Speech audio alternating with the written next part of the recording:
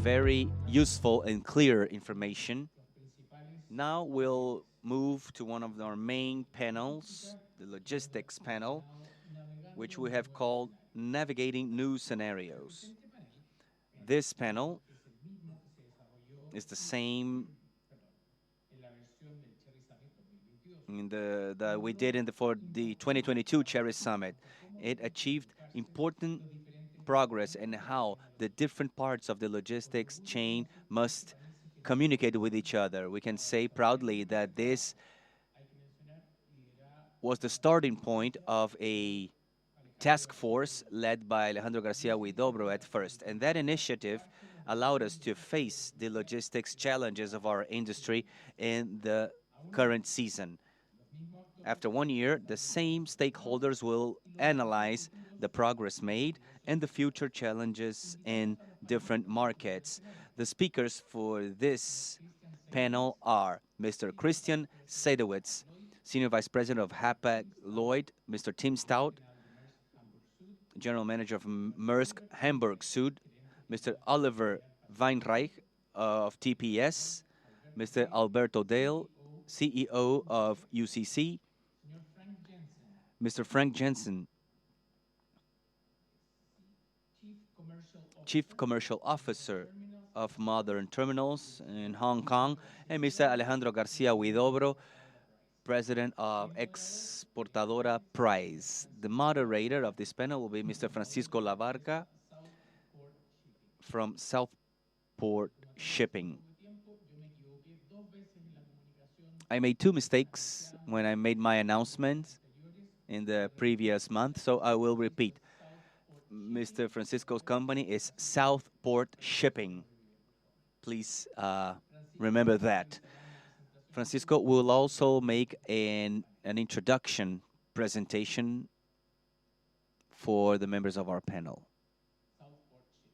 Southport Shipping.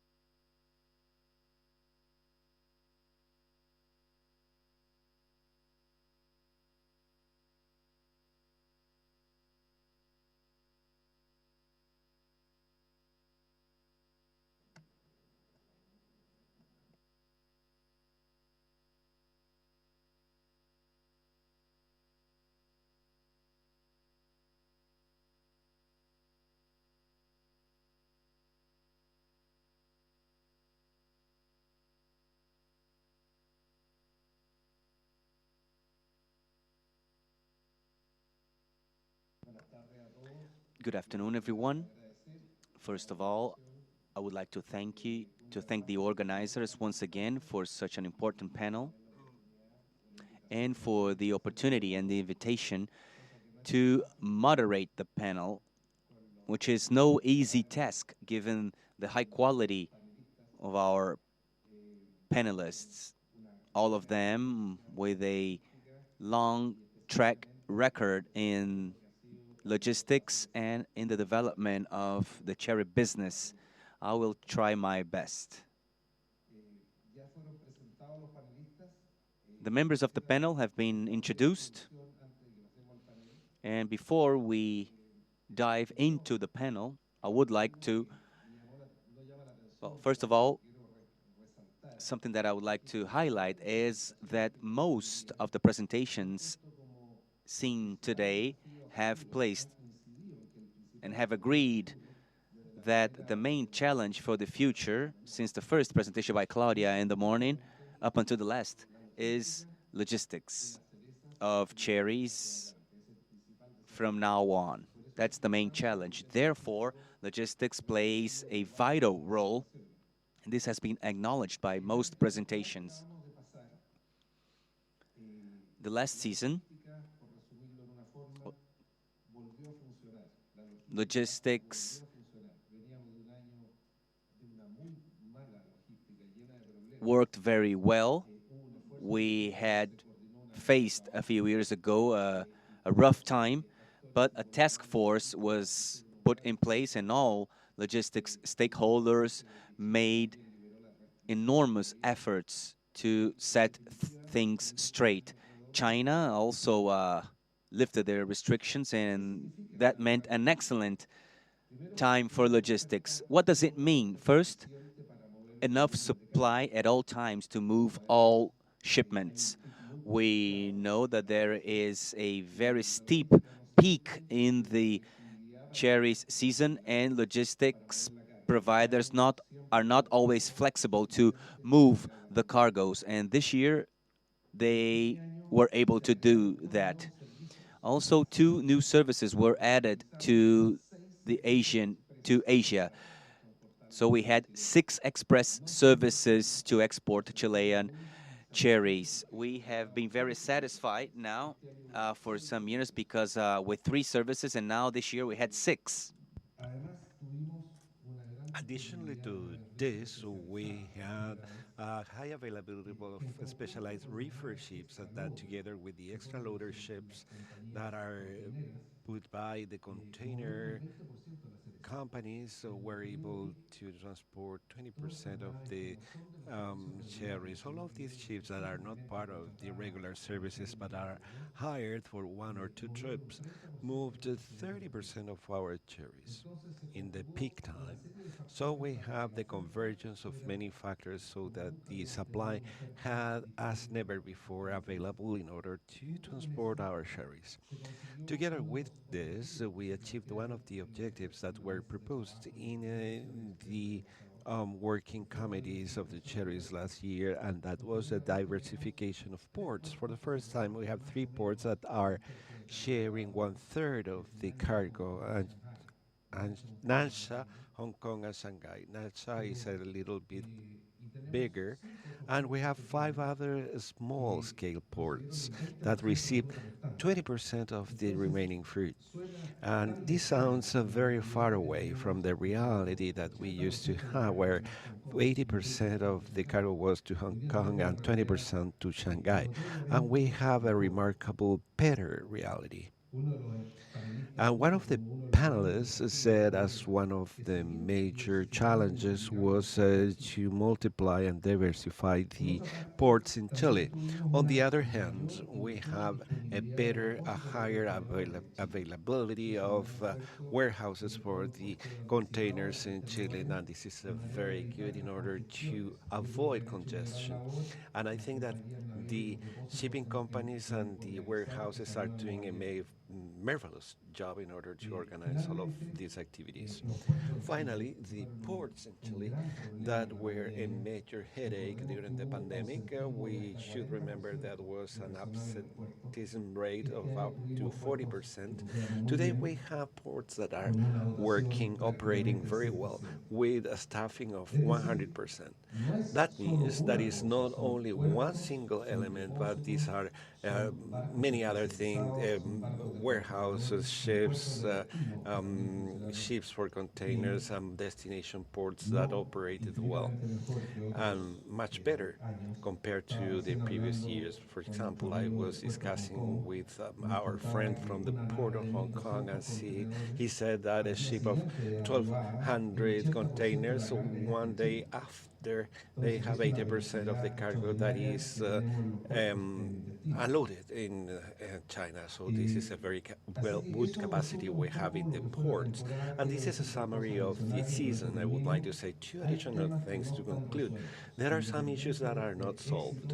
Regardless of this success, there are some issues that are not solved. There is a big challenge, not only in terms of having rapid services, but being compliant with the time and respect the time frames.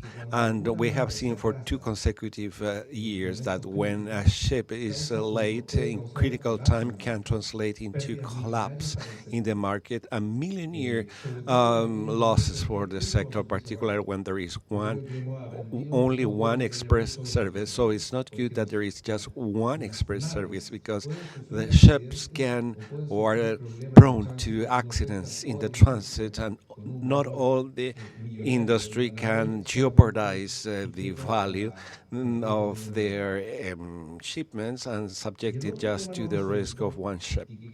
Another problem that has not been solved, and I would like to point it out, I have no doubt that this problem will be raised during the panel discussion. And this is the information of shipping rates. That was a surprise when the season was just beginning. This is business is already very big, so that we have to define the rates a few days before. So I would like to express this idea, and maybe we can discuss the shipping rates deeply. And if we see the situation 4 years ago, pre-pandemic, the rates were very stable and very low. As a matter of fact, many of the shipping companies were through hardship. And after the pandemics, all of a sudden the rates went up to a very high level and higher to the pre pandemic situation that translated into a problem around the world. And when the cherry season started, these rates went in a different direction, and they are mm, at levels now that are similar to the pre-pandemic period. But surprisingly, we had very high rates at a point in time. And therefore, I would like to add,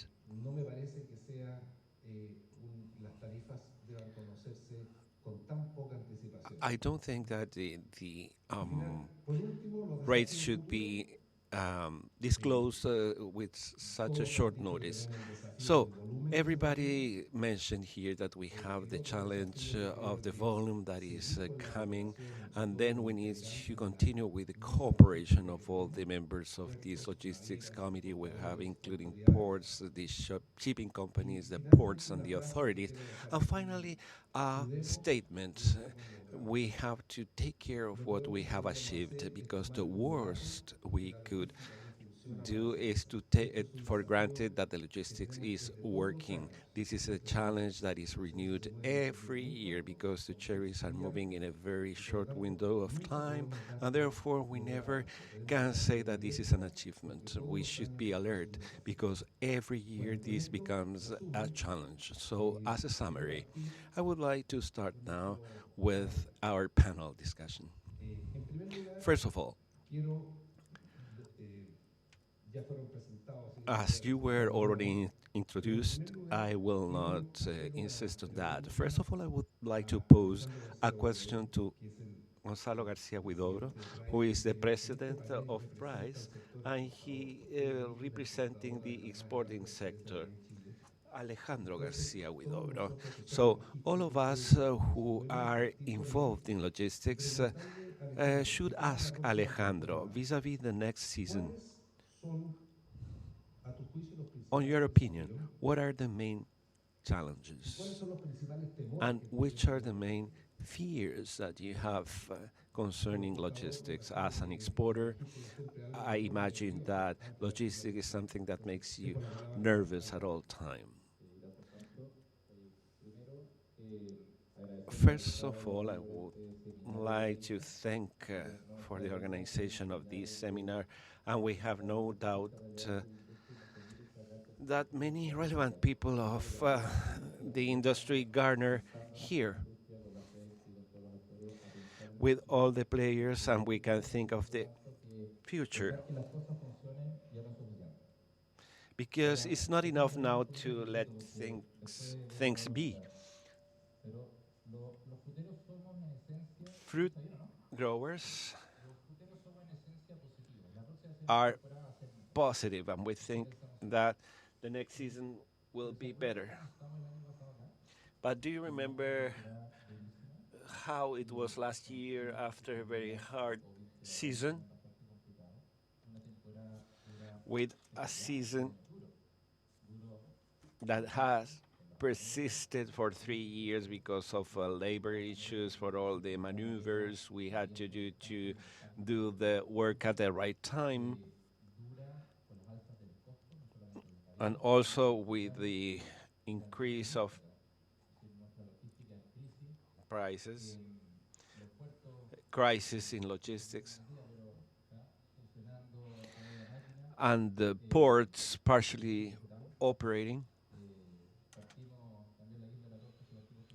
and the cherry on top was the strike of the truck drivers. That was the situation of the industry. And sorry, we're having problems with the audio to follow the translation. We got prepared with all the players in the industry, but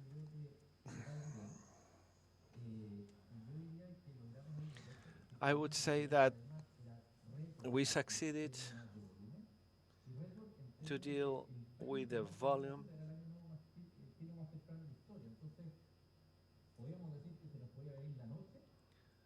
So we never thought that we would have a so successful season. So I think that all the players should be acknowledged. The packing units worked well.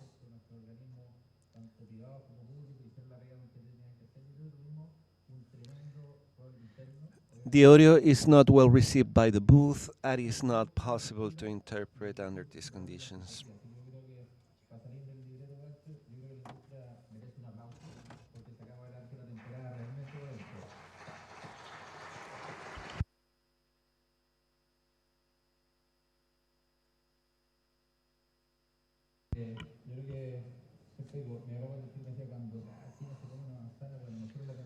When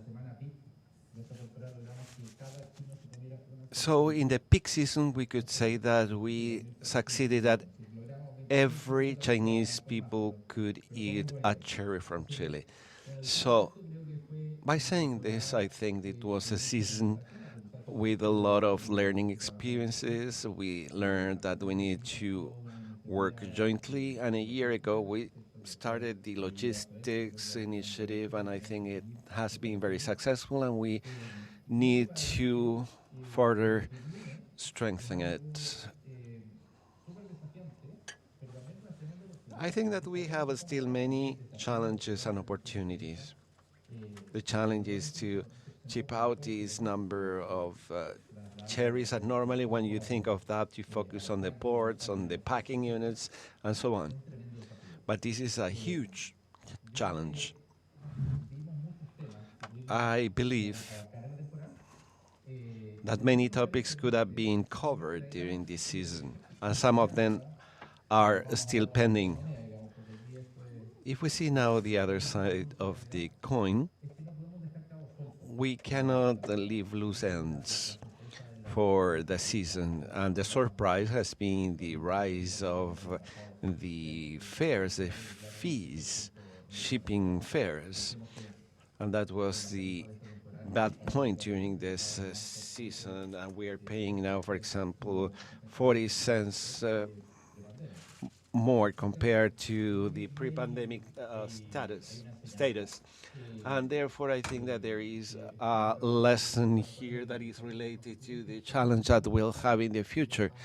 And now we are in April, and I think we have to envisage how we will operate in the future. We need to provide more services so that this service is not bad. We need to have more services, and we have to diversify the ports, and we have to work in a more collaborative manner. The issue of the cost is very important for us in an industry that is going to grow to millions and millions more boxes. So we should not just take care of the present, but think of the costs in the future. And we still have a pending task here, that is to say, to examine this with time and to see what is working for everybody, but we should not continue to have the bad surprises we had throughout the season. Thank you, Alejandro. I would like to tell all members of the panel that if you want to make a comment, please let me know. The idea is to have a conversation. I agree, Alejandro, that something new or a challenge for us is to sit down beforehand with enough anticipation to talk about all the variables and avoid any unfortunate surprise. This means that exporters, farmers, producers, all of us must be clear about the volumes available so that we can really be able to make commitments and close the deals with the shipping companies and come up with the logistics solutions. We have two shipment companies here who have participated actively since we launched the Cherry Express. They are quite familiar with the cherry sector, and I want to include here Alberto Dale, even though he runs a shipping company, he's been has a lot of experience in charters, which are this new specialized type of vessels. So Christian Seydewitz, first, Christian, considering the higher volumes that lie ahead, and knowing that the world fleet is increasing also in size, vessels are increasingly larger. What can we expect from the shipping offer for this season and next season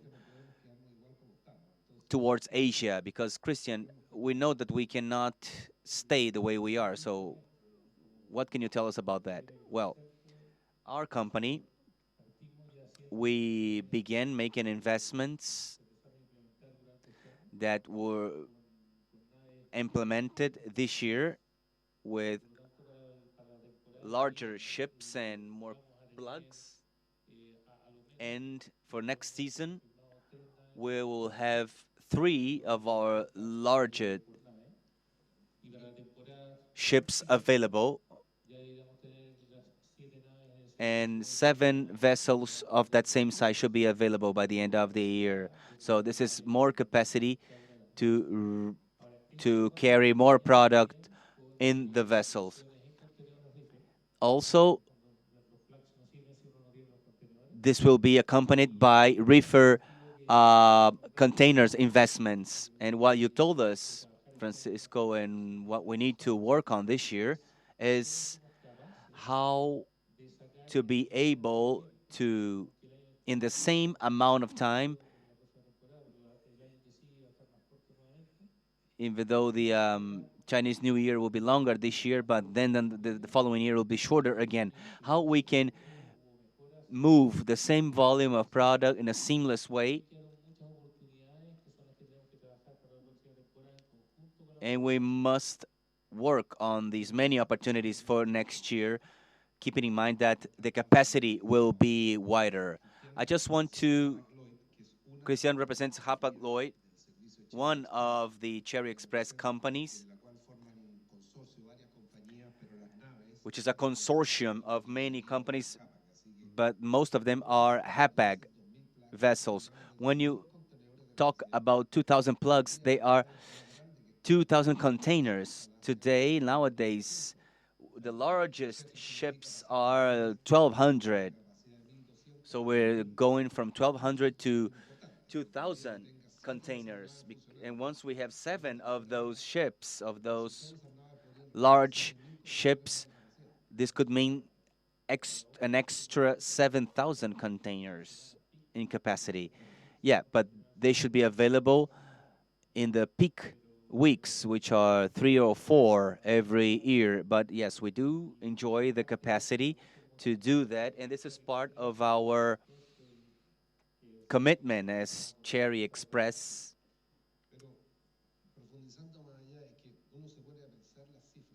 And well, thinking about these figures, I understand that the growth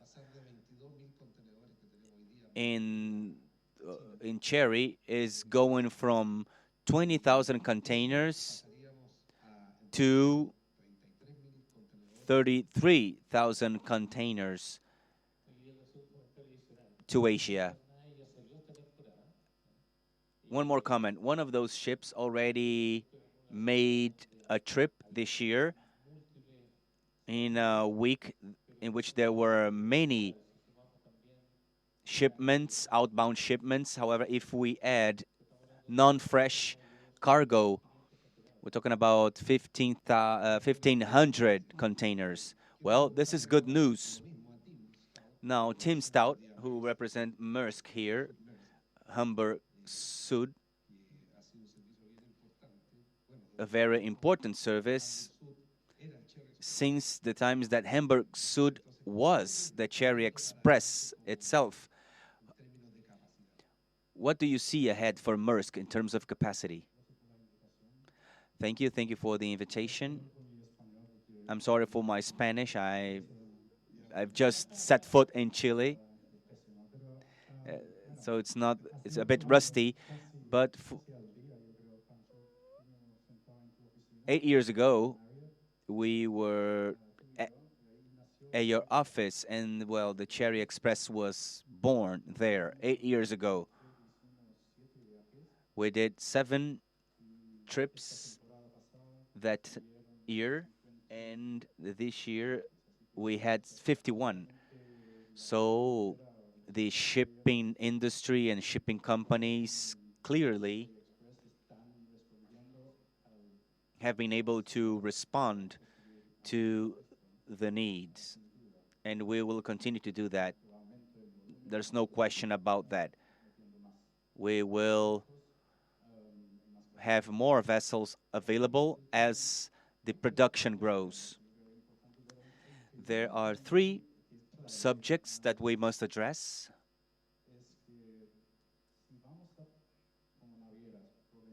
If we, as shipment companies, are committing to 21 days in terms of transit times, we have to keep that promise. Some companies are more serious than others, but if you're going to announce 23 or 24 days, we need to accomplish that. It is possible to do that, and this is very important to me. You mentioned rates too. In terms of Maersk, we publish our rates in Madrid in October, and then we don't raise them. We actually lower them.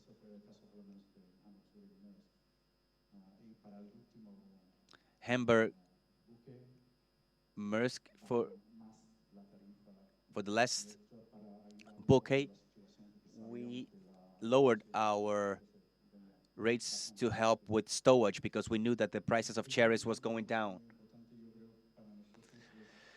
The second point mentioned is expand coverage.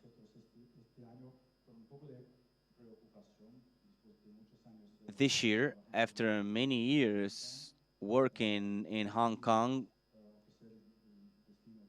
made a decision to offer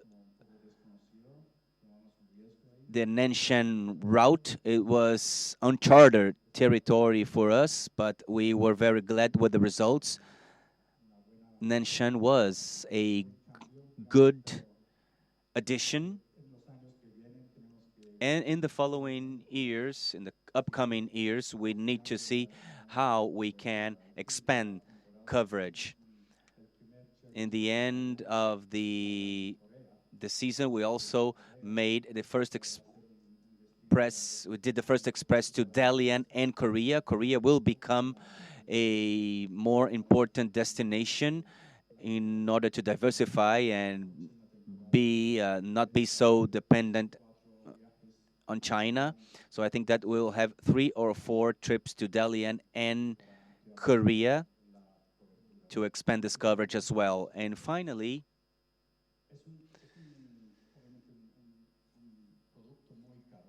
This is a very expensive product for us. Rates are relatively high.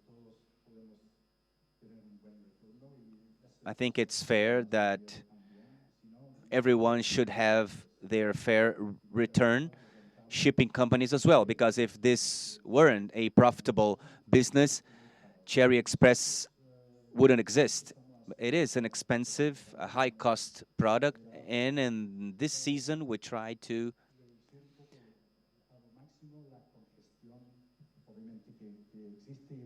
lower the level of congestion to the lowest possible, and that's why we placed empty containers next to our train to take containers to both ports by train to alleviate a little bit the the congestion, and several other products as well. We hope to take at least 4 aircrafts. Yeah, let me remind you that everything you're saying is very interesting, especially the Korea and Dalian part. It would be very good to have that service. But the question is, what do you what do you expect in terms of tonnage capacity? Will you continue with the same ship, same size, or should we expect a change? No, the vessels will be the same, a little bit more than 800. These are our vessels. We don't have partners, so to us it's easier to comply with the commitments because we control them all. But the idea is to keep these vessels. We have a product called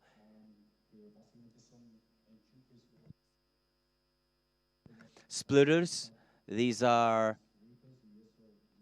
cables or that allows us to connect more reefers, so and get to more boats, to more vessels. I hope to convince people in Copenhagen that we want to make more trips. We want to start earlier and offer, like I said, 3 or 4 trips to Dalian and Korea. Thank you. So we have a shipping company that is already increasing their tonnage, another one that is keeping, and they're also adding services to Korea, which is more tons.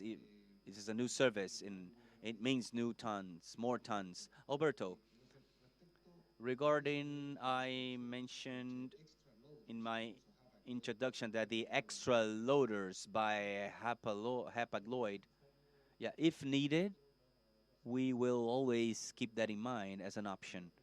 It will depend on the destinations and flexibility and last time changes, trying to establish a commitment with all clients and end customers. And we've always had the flexibility to see the best option available when the time comes. I mentioned that in during the peak of the season. Sometimes the success of the season is how to manage the peak time. If there is a congestion or we're not able to move cargo during the peak, that can mean a serious problem. So we have to be flexible enough to move the product during the peak. And like I said, extra loaders and charter vessels, which are called specialized. We call them charter, but these are reefer unit vessels that carry some containers on the deck. You have a lot of experience with those vessels. You were one of the operators of those vessels. What do you think that will happen from now on? Will these vessels continue to operate, and how do you see that scenario developing? First, I wanted to talk a little bit about being part of the logistics task force and the information we have regarding rates that, well, beyond rates, and I agree with Tim, this should be profitable for everyone, for the industry and for shipping companies that are offering the service. I wanted to add to what Alejandro said that there are consequences for the efficiency as well, because knowing the rates and knowing that there will be short notice, that made us react to the, the cargo that needed to be moved and offer charter shipments. And this sometimes means lower returns, and this will have to be improved for the next season. Now, to your question, we have been offering these vessels every year, and we are glad to say that Tim is going to the port of Dalian because we were looking for to into diversifying the number of ports, but also I can see that there are more vessels. Before that, there was only one ship for the last year, and now we are working on offering 12 ships. And finally, there were 8 offered, which is a lot. We operate half of them, and another operator did the other half. Regarding your starting comedy, if in the 50th week we had not included those charter ships, that we would have not been able to ship out all the fruits from Chile. And if we calculate, so we see if they were not there, they would have not been received between the 50th and 51st weeks. So answering your question, yes, we need to create the ideal balance to have the security or the reassurance that this will be received in time. So this was not just a spring for 1 year. No, it was not. With the number of ships we have, we need to evaluate the real needs because basically that was the mandate, the requirements we had. Thank you, Alberto. And coming back to what Tim said at the end, it is very important.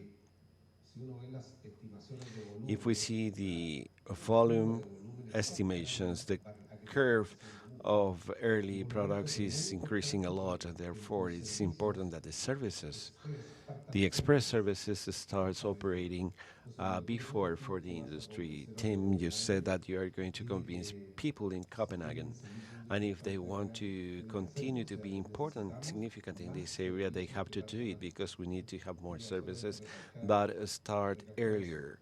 I wanted to highlight that point. Alberto, I would like to ask you again. You said that the ports operated well, and I left this topic for the end, but I would like to congratulate you for the effort you made this year. Now, concerning the charter vessels, how did the ports operate for the express ships or the specialized ships? Are not the most attractive for the ports because one thing is that you receive the vessels, but what is the feasibility for them to be served at the ports? Thank you very much for this question. Well, I would like to take this opportunity to congratulate Oliver for the work he did last year for this present season. As a matter of fact, we had many challenges, we have many roadblocks, and we didn't have enough vessels, and we have to load on different ports where the fruits were not yet. So the service improved a lot, but we still have to work.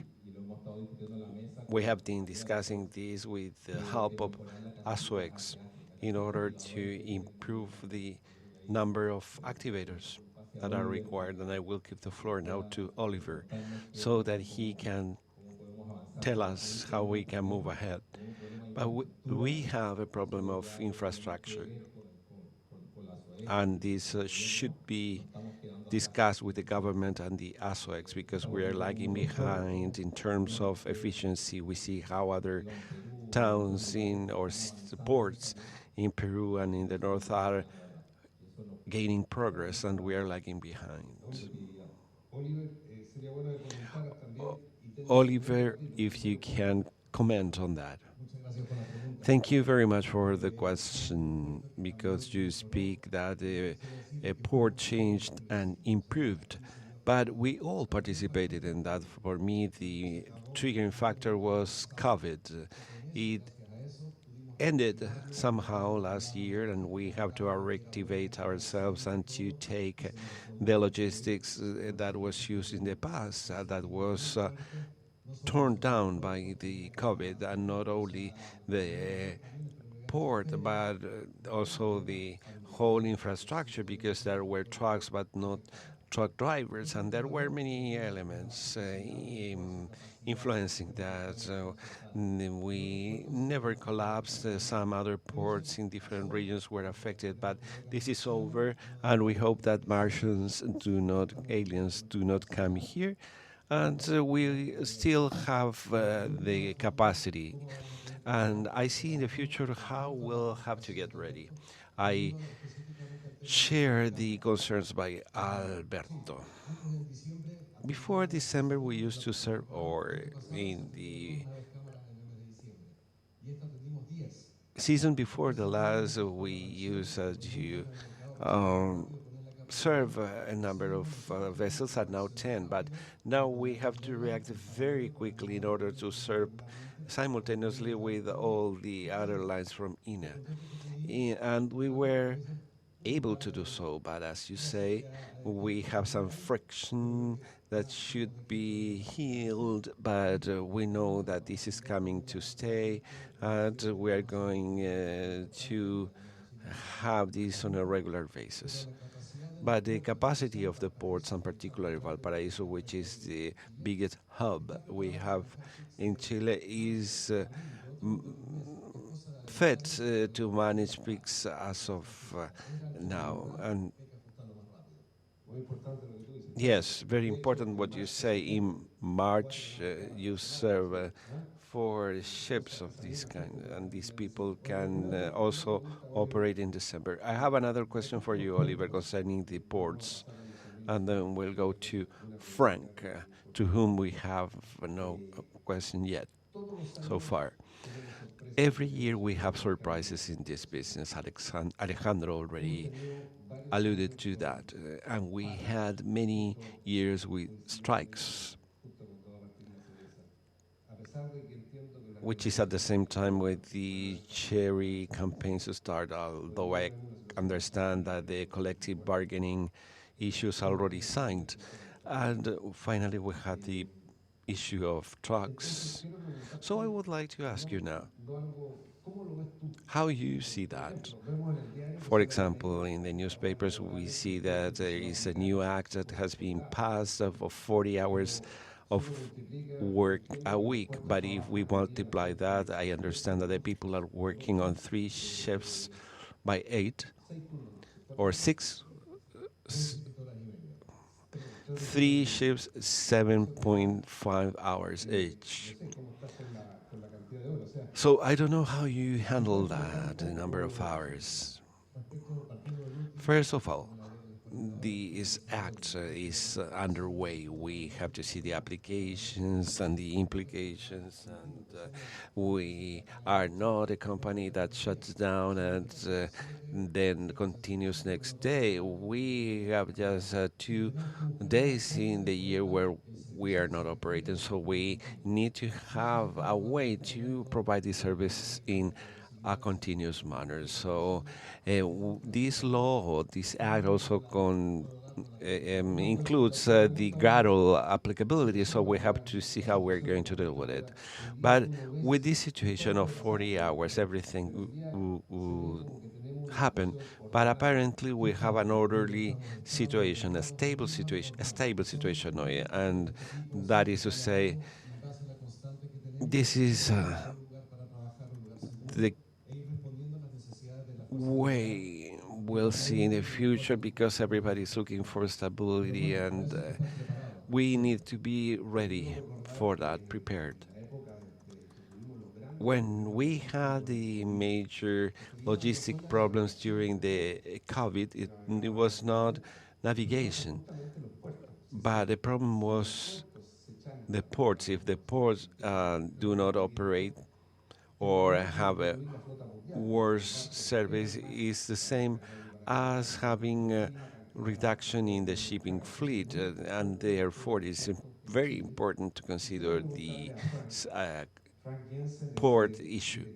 Frank Jensen is the director of motor terminals and part of the Port of Hong Kong, which is a partnership between different hubs that operate as just one port. We met him a long time ago. I don't know if there is translation going on. Si yo quiero preguntarle esto, Frank. Cuando usted vio las presentaciones hoy día, Hong Kong, hoy día tiene un 30% de la participación de mercado, tal vez 27 a 30%. Hace unos pocos años era un 80%. Y la tendencia claramente, y también el mensaje que nosotros hemos recibido de todos los exportadores el día hoy, es ir directamente a China y pasar por alto Hong Kong. Entonces, ¿cómo ve el futuro de Hong Kong? Cuando este negocio que comenzó en Hong Kong hoy día claramente se está desplazando a esta ruta directa a China. ¿Cómo ve usted el Raúl? Muchas gracias, gracias Francisco por darme la oportunidad de ser parte de esta cumbre. Y realmente es fantástico poder comentar y he hablado con las partes interesadas en este negocio de la cereza. Cuando mostraron esta diapositiva y la persona que estaba al lado mío me dijo, estoy sorprendido de que usted esté con esta preocupación. Y es terrible, claro, cuando uno ve que su negocio está colapsando, pero con este crecimiento que ustedes están experimentando dentro de las cerezas es muy natural y yo pienso que es una cosa común tratar de diversificar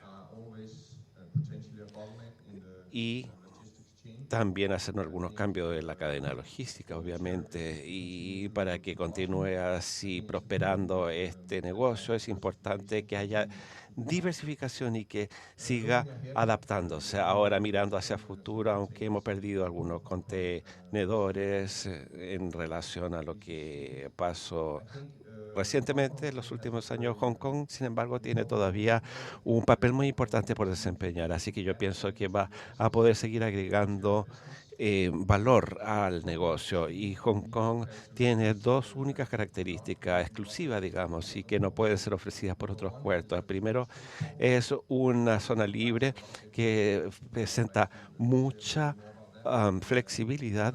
Y número dos, es que tiene escala de puerto, es decir, es el puerto más grande que existe en el sur de China. No es tan grande como Shanghái, pero es uno de los más grandes dentro de las opciones que existen en el sur de China. En cuanto a la parte de zona franca o puerto libre, es muy conveniente poder hacer escala o recalar en estos puertos. Es muy conveniente entonces para los importadores tener acceso a los contenedores porque no tenemos servicio de aduana en los puertos y los importadores seleccionan entonces ir a buscar por lote o por camión. Entonces es una operación sin trabas. Y el puerto libre significa que no necesariamente tiene que predecidir si va a vender en China, en el sur de China o en otro país de Asia. Y esta situación de puerto libre quiere decir que se puede hacer a lo largo de todo el litoral de China, donde se puede hacer transbordo en otros puertos de China. Y puede continuar hacia Hong Kong, también puede a Shanghái, a Dalian o Tangshan, etcétera. Y es similar en que se puede decidir, por ejemplo, mover estos contenedores por lote en cualquiera que se elija. Entonces yo creo que esa es una característica exclusiva que tiene Hong Kong y yo creo que vale la pena para la industria seguir utilizándolo en la medida que se va expandiendo el negocio de las cerezas. Y Hong Kong tiene además una escala y si alguien algo pasa que sea negativo con la venta de las cerezas, se puede almacenar durante un periodo de tiempo y es bueno entonces saber que se puede tener, dónde pueden tener acceso a estos reefers y nosotros tenemos el doble de estos bloques de reefers comparado con otros puestos de más o menos 7.800 existen en Hong Kong. Entonces, potencialmente existe una capacidad de almacenamiento de 7.000 contenedores exactamente. Ahora, en el pasado, no esta temporada, sino la anterior, hubo algunos problemas y sin embargo podríamos llegar a tener esa capacidad. Este año realmente no se requirió, no se necesitó porque nosotros teníamos un tipo de despacho rápido donde las compañías de importación hacían los arreglos previos para retirar a los contenedores cuando llegaban en las naves. Y en este año el 50% de todos los contenedores de Hong Kong estuvieron con este acuerdo que se llama Hotbox en inglés y que se sacan en cuanto salen del barco. Más allá de eso, un 90% de los contenedores que llegaron a Hong Kong salieron del puerto en un día. El Express sale bastante temprano, entonces un 90% de todos los contenedores en el buque estaban en el mercado del sur de China el sábado. Incluso cuando tuvimos el número récord de contenedores en el Manzanillo Express en diciembre, un 90% de los contenedores ya estaban en tierra al día siguiente. Muchas gracias, Frank. Una explicación bastante clara. Very well. We invited Frank. We could have invited people from the port of Nansha. So we have to make room for people. We must make room for people, for all those that are important for our cherry supply chain and ports. Destination ports as well as source ports are all important. So thank you, Frank. Muchas gracias por venir, Frank, desde lejos. Y espero verlo nuevamente. I don't know how much time we have left.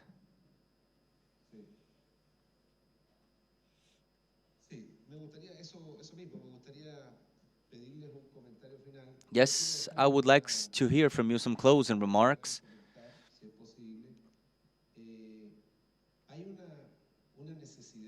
There is a need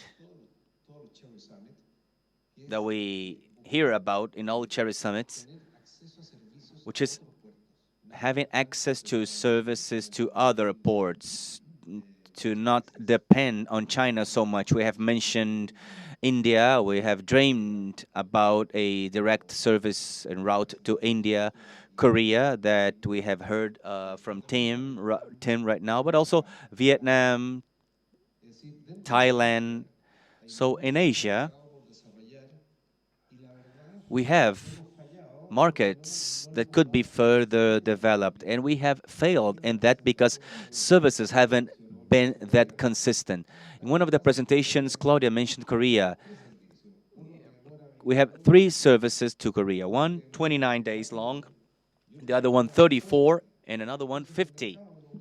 So in the market, given that all of them, we have fruit with in the markets that are 34, 40, and 50 days old. That's not good for the market. So maybe we could focus more on that and really not only dream about these direct routes, but improve the connections. Hong Kong, Shanghai, Nanshan, these are very large ports. Hong Kong, I've been told, has 26 docking stations. How many Valparaiso? 2 for containers and 3 for reefer vessels. These are very large ports. Hong Kong is the largest air hub in Asia. So I think that we have a lot to do to improve connections. Instead of going out with so many services and different routes, we should have one service, but a very good and consistent one. So I leave this as food for thought, but I'd like to hear your closing remarks. Well, answering this question, to your question, I think that what we have to do is just like the Chartered Express began, it should be based on relevant goals, new alternative markets, and see options to make direct connections in some weeks. This business, the cherry business, is highly concentrated in a few weeks. Therefore, we have to work on setting up a specific product for some key weeks to go to a destination deemed relevant to the industry. And what SOX does is generate demand in these destinations. So we must work like we have or like we did in the last season, not only in improving logistics, but also in opening these new markets. Oliver, I would like to make a request. I would like to ask you to continue to work towards improvement. The committee 1 year ago made a commitment to get together every week and work, and we did that. So we have done things. We've worked on logistics, and now we just have to improve and screw a few nuts and bolts so that we can improve and continue to grow, because I think there's a lot of growth in the future, and we must be ready for that.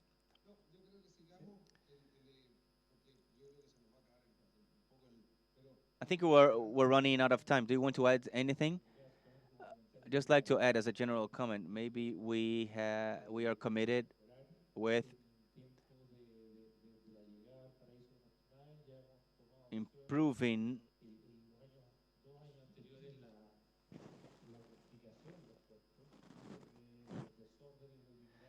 the complications of the ports made things a bit hard to manage. However, we have taken measures, and I believe that next season will be good in that sense.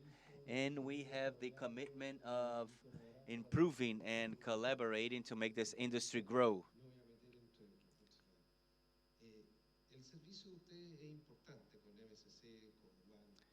Your service is important with MCC and One. So I think you have a lot of responsibility in the future. The new vessel, Manzanillo Express, it was able to get to the market in 21 and a half days. And your vessels, in general, 23 days. You came through. Now, when there is a service involving various partners, the shipment with whom we do business has a responsibility of evaluating if the vessels are in conditions to fulfill their commitments. So if a consortium sees that a vessel is not secure in order to do what they have to, we need to be transparent. It is not a matter of saying, I think it can make it. We have some room, some slack, but if there is a problem, we need to be transparent and open about it, because we can always resort to another shipment company and hire another service.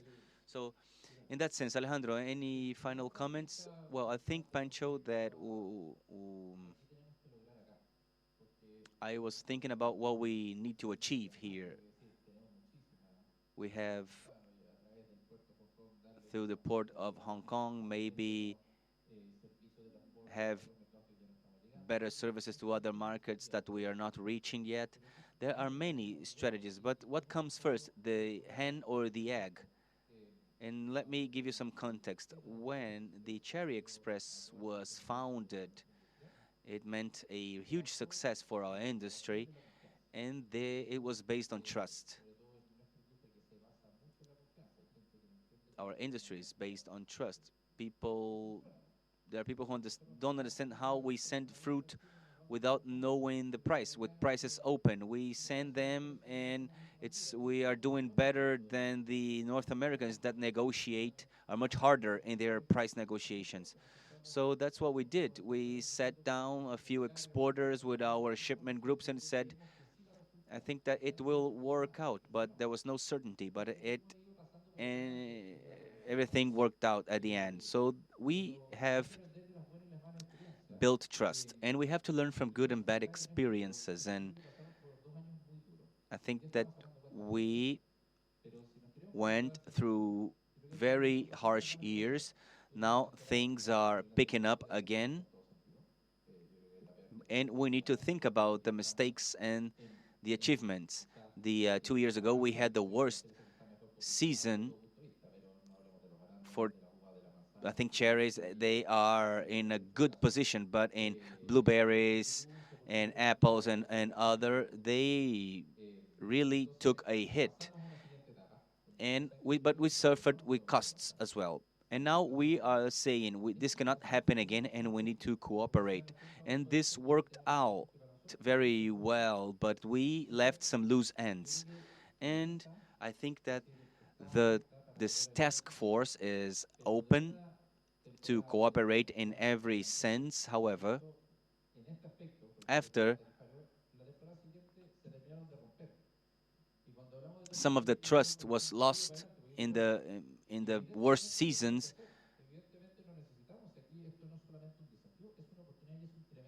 we need now to face this challenge because we all want to move more containers. Of course, we have a logistics challenge for that. We are the industry that pays more.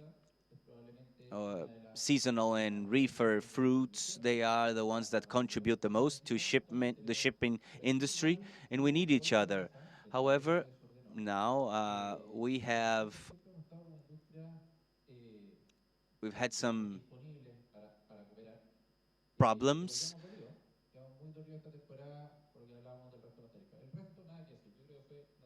in the last season because of the rates that were published with very short notice. But I think that now we can strengthen our ties, leaving no loose ends.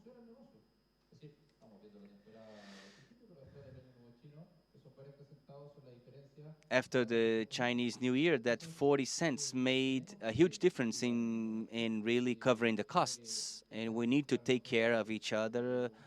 And this crisis,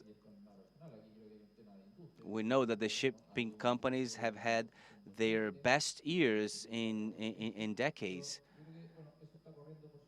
We could discuss about certain level of abuse maybe, but what we need to do is, if we are going to make progress in this, there should be a level of commitment from all stakeholders and to really talk about everything.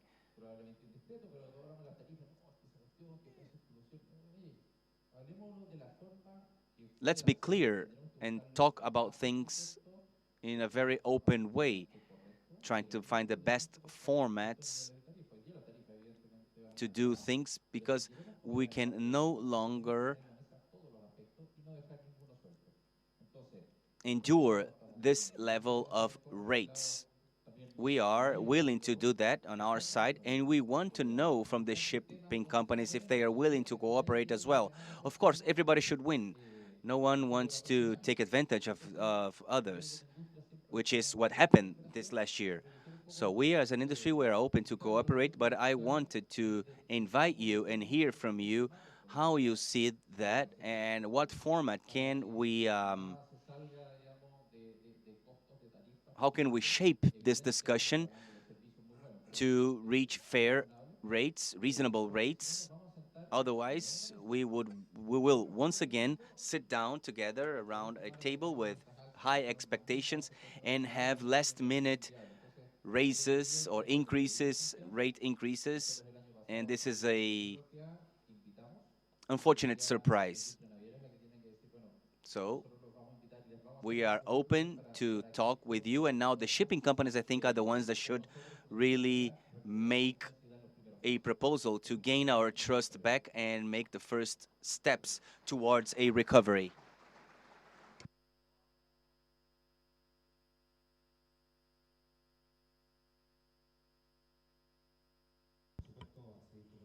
We'll continue to comment on this, Tim, but I would like to remind you that what we have today is the result of a very important cooperation. There are some companies, shipping companies, that are sitting here around this discussion panel, and they made the best. And I think that Alejandro is absolutely right, that there is a commitment to sit down and agree to agree. That is to say, we have this commitment to discuss things and to agree upon. So I like that you raised the issues here, because it's much better to say things, but with the ideas very clear on the table. So today we have 13 or 14 shipping companies that are intervening in the sherry's business, and there are 14 exporters of sherries in Chile. It is highly atomized. Not even in the case of grapes we had that atomization. Therefore, there are many players intervening. I don't like the word collusion, because I think there are many players here, but at a point in time, I think that the parties should be transparent. That is my point of view. And last year, we had a situation of a lack of transparency to things, to say things out. Well, I will give you the floor on this. By the fact that the assets are mobile, this industry is reflecting what you study in the university as the law of offer and supply, of supply and demand, sorry. So there was a consolidation of the industry, and in the last 2 years, the situation had a shock of supply together with the demand at the same time. When we review the idea of taking the extra loaders, the charters were very high priced. And we have to see things in a context. Today, the situation is different. When we take we took the charters at a point in time, there was a commitment to have a higher supply in a restricted period of time. And the charters were high priced, and the prices of the industry were not going down, and nobody knew how or when this was going to end. This is a cyclical industry, so I think that the context is very important. And a part of the delay was because even before we had higher costs. So I would like to highlight that we need to keep working with good communications. And I think that this is absolutely something that we have to improve. However, the context we had for the costs at the time when we took those commitments, we assumed those commitments was different. And now the situation is different. We're living regular times now with higher costs.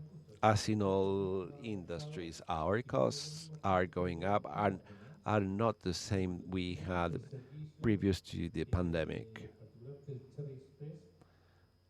And the service of Cherry Express is expensive, very expensive. In our particular case, we committed ourselves with the consortium to start before and to finish later. And that's why the costs are also increasing. We started with the small volumes that are not paid, and then we are approaching to the peak. We have these commitments, uh, and the situation of the market for the supply and demand is completely different to what we underwent last year, and therefore will be in this environment of standardized supply and demand. Alberto is asking for the floor, but Tim wanted to take the floor first. So Tim has the floor now, and then Alberto. I just wanted to tell you what we are doing in Maersk in order to improve the service. We can speak of the fares and why so high, but we are already working for the Cherry Express next year. We want to improve the service for you.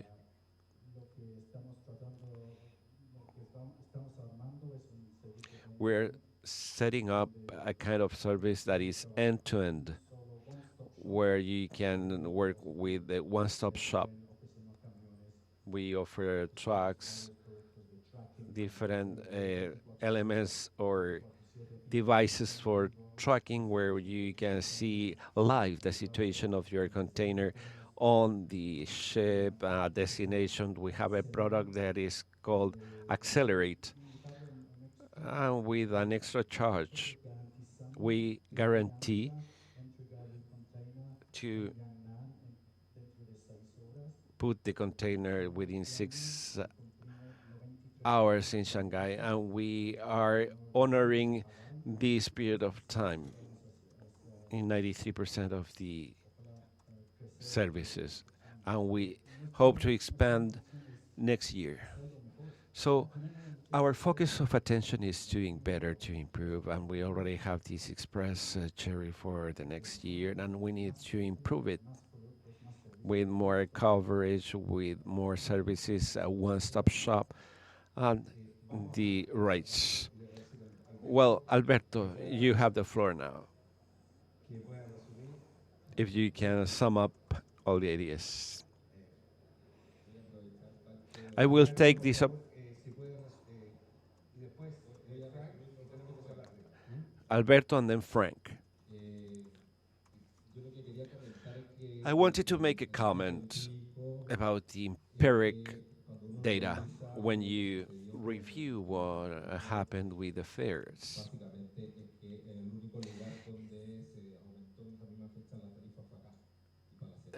The only place where it was increased is here and for the cherries, because in other places or elsewhere these differences were not so clear or sharp. But this has an implication that means not seeing into the future. So the communication should have prevailed and show the way to work jointly. And that's what we are trying to do here. So that is basically the invitation and under the leadership of ASOEX and all the players. So my message is that we need to keep working if we want these kind of things, because I know that this can create some fear in terms of trust, but we need each other in the industry. And I wanted to take this opportunity to point out something that has not been mentioned. And an important player are the receivers of fruits, and there are two or three of them that were taking risks in validating the charter services that allowed it to arrive together with the exporters of fruits. I wanted to point out that and to thank you for the invitation to participate. Sí, algunas palabras de clausura.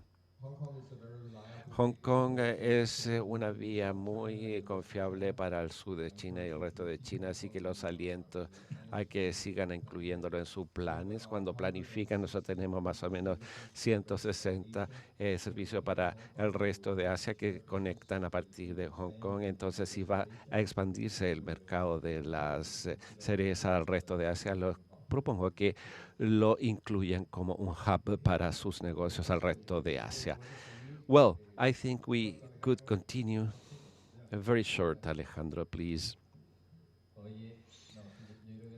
Well, to wrap up now, we as an industry are always ready to cooperate, but I think that we are seeing this throughout the chain. We have a brilliant future because we need to work well to this end, and this requires a lot of collaboration, cooperation, and transparency.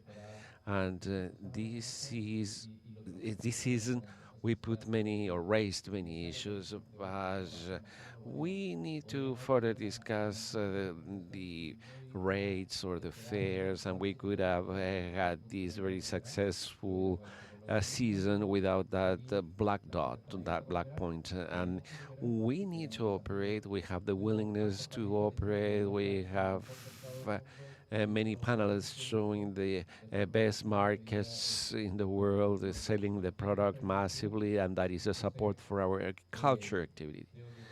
And therefore, I think that we need to become adults in terms of transparency and to sit around the table today to make sure that this business can further um, e- expand because everybody needs profits, but this is a kind of business that is highly influential in the region and the rest of the region, and therefore I need to go a step further in terms of transparency. I would like to thank the panelists for their participation, and I think that we should keep this panel of logistics for the future. Thank you, Francisco. Before we go to the coffee break, I was collecting all the opinions, and Claudio says that there is a lot of fruit coming up. Alberto Cristian says that there are more ships integrated and more plugs, also container plugs. The port is working very well, and there are more ports available in China. Also, the TikTokers, Sharif Carvajal said that the consumption in the last 2 years has increased, and it is also said that they can sell over 100 million boxes and the connection to Copenhagen. Thank you very much. So we should improve communications, transparency, and adapt the coordinations. Thank you very much and congratulations. And we hope to have the same level of panel next year. Thank you. Now they will take a picture. So please stand up.